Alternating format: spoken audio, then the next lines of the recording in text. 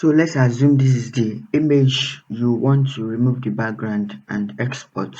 What you have to do is you go to your tools, then click and hold, then click on quick selection tool, then click on select subjects.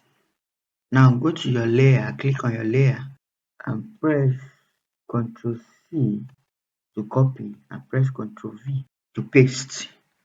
Then you uncheck the two other layers including this background, and here is our image without background. Then to export, then you go to your file, click on export and click on quick export as PNG.